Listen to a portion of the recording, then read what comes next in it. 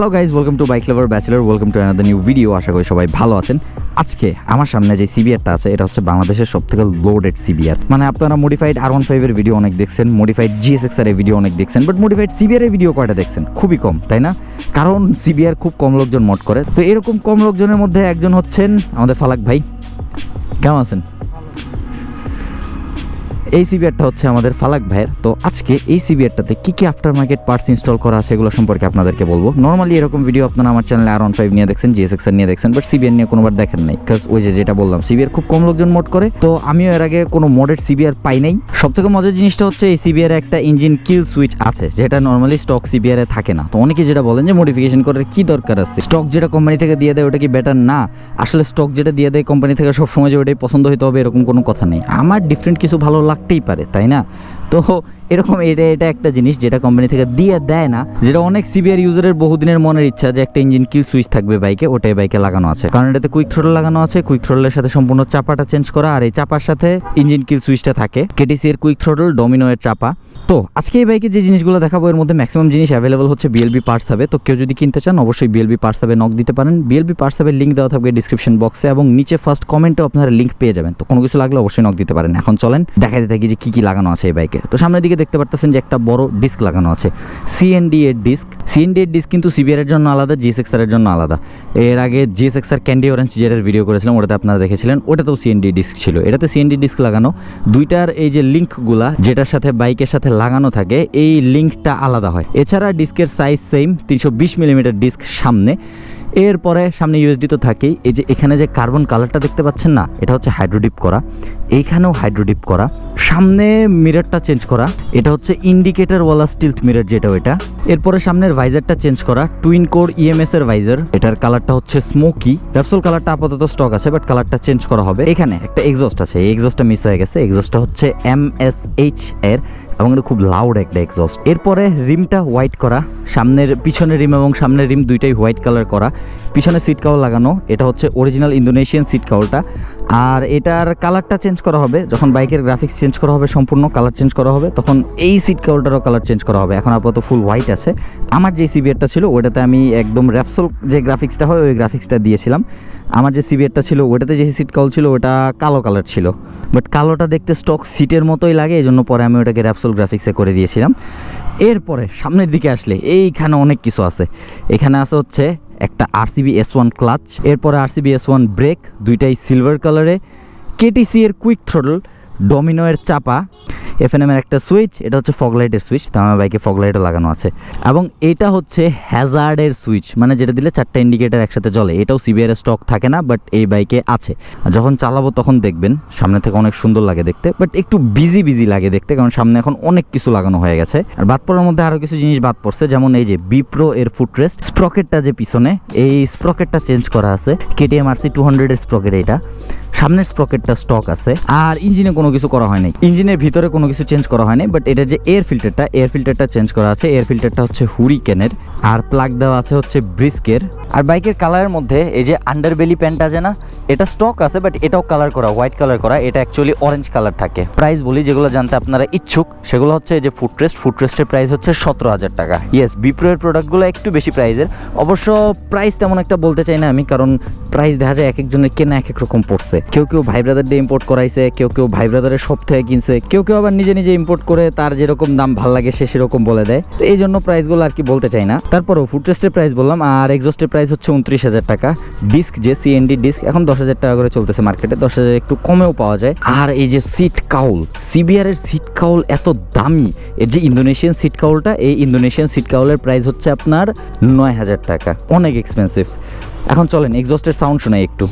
এটার ভিতরেই হচ্ছে সেলফ, এটার ভিতরেই কিউ সুইচ, এমটিতে যেরকম থাকে।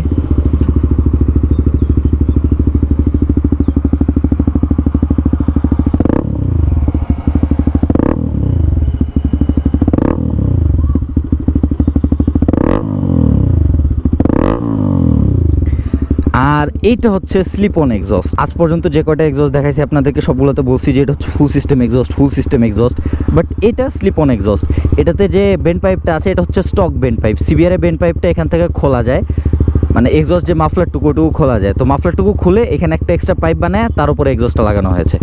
তো এটা হচ্ছে একটা স্লিপ অন এক্সস্ট। তো এখন এটা একটু রাইড করে আসি, দেখি স্টক সিবিআর থেকে ডিফারেন্স কী লাগে। ফাইনালি এটা একটা সিবিআর যেটাতে কিল সুইচ আছে, এটা একটা মজা।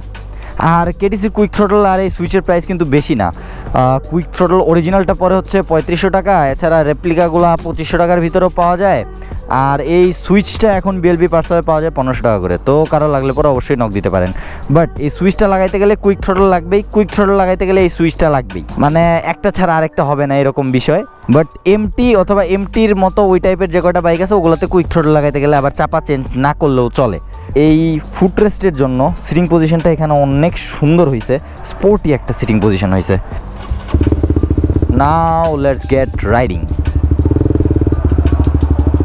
আর এটার হ্যান্ডেলটাও কিন্তু নিচা করা, এই যে দেখেন এখানে দেখা যাবে নর্মালি এই পর্যন্ত তোলা থাকে হ্যান্ডেলটা, এটার হ্যান্ডেলটা একটু নামানো।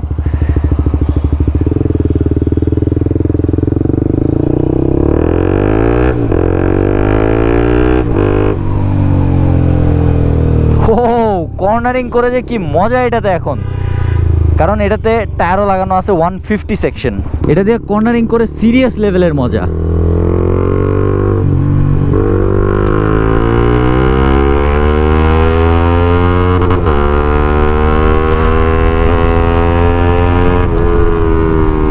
এক্সস্টের সাউন্ড মারাত্মক সাউন্ড, এটা প্রচুর লাউড এক্সস্ট, এত লাউড এক্সস্ট কাউকে রেকমেন্ড করি না।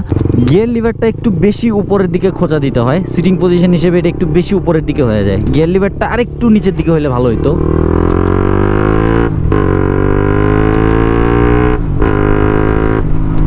ভাই প্রত্যেকবার অ্যাক্সিলারেট করার সাথে সাথে সাউন্ডে যে একটা করে বাড়ি দিতেছে,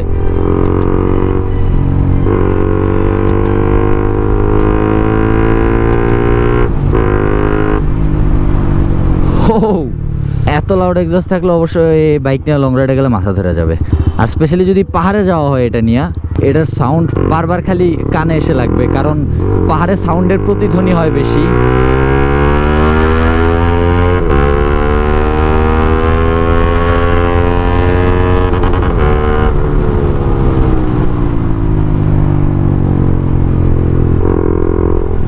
আর এটা চালায় যখন যাবেন আপনি, তখন আশেপাশে কোনো কিছুর সাউন্ড আপনার কানে আসবে না, শুধুমাত্র এই বাইকেরই সাউন্ড কানে আসবে, আশেপাশে আর কোনো কিছুর সাউন্ড আপনার কানে আসবে না। আপাতত এটা দিয়ে মজা লাগতেছে কর্নারিংগুলো করে, কর্নারে অনেক কনফিডেন্স পাওয়া যাচ্ছে এই বাইকটা দিয়ে। আমি জানিও না আমার কথায় সাউন্ডে শোনা যাচ্ছে কিনা, কারণ আমি যে হেলমেটের ভিতরে কথা বলতেছি আমি আমার কথা ক্লিয়ারলি বুঝতেছি না যে ঠিকঠাক মতো বলতেছি কিনা, মানে নিজের কথা যে শোনা যাবে ওটা ঠিক মতো শোনা যাচ্ছে না। এই যে মডিফিকেশন রিলেটেড ভিডিওগুলো, এই ভিডিওগুলোর দুইটা উদ্দেশ্য থাকে। প্রথম যে উদ্দেশ্যটা সেটা হচ্ছে আপনাদেরকে বাইকের মডিফিকেশনগুলো দেখানো, যে বাইকে কি কি করা যায়, যাতে আপনি চাইলে আপনার বাইকটাকে আপনার নিজের মতো করতে পারেন। আর দ্বিতীয় এবং সবথেকে বড় উদ্দেশ্য যেটা, সেটা হচ্ছে আমার নিজের বিজনেস প্রমোট করা। জাস্ট জোকিং, মডিফিকেশন হচ্ছে যার যার পার্সোনাল বিষয়, যার যার শখের বিষয়, সবাই শখ থেকে করে। তো আপনার যদি শখ থাকে বাইক মোড করার, তাহলে অবশ্যই আপনি করতে পারেন বাইক মডিফিকেশন। এই যে আবার সেই কর্নারটা, যে কর্নারে এর আগের বার অনেক সুন্দর করে বাইকটা শোয়াই দিছিলাম। তো ব্যাস, মডিফিকেশন রিলেটেড ভিডিও যেহেতু মডিফিকেশন দেখাইছি আর একটু চালায়ও আপনাদেরকে দেখাইছি বাইকটা, ভিডিওটা আর লম্বা করার দরকার নেই। একটা কথা বলে রাখি, একটা কথা বলে রাখি, যে মডিফাইড বাইক যেরকম দেখতে সুন্দর লাগে ওরকম আবার প্যারাও আছে।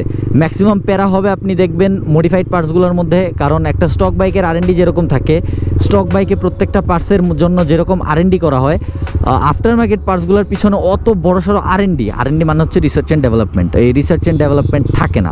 তো এই জন্য যেটা হয়, এই আফটার মার্কেট পার্টসগুলোর ভিতরেই দেখা যায় যে ছোটোখাটো সমস্যা হয়। বাট তারপরেও যারা বাইক মোড করতে পছন্দ করে তারা করবেই। আমিও আমার GSX-টা অনেক সুন্দর করে মোড করছি, কারণ এগুলো হচ্ছে শখের বিষয়, প্যারা দিলেও এগুলো হচ্ছে শখের বিষয়। তো ব্যাস, আজকে ভিডিওটা এই পর্যন্তই। Thanks for watching, see you in the next one. Till then stay subscribed, wear helmet, ride safe, and keep watching. Bike lover bachelor, thank you.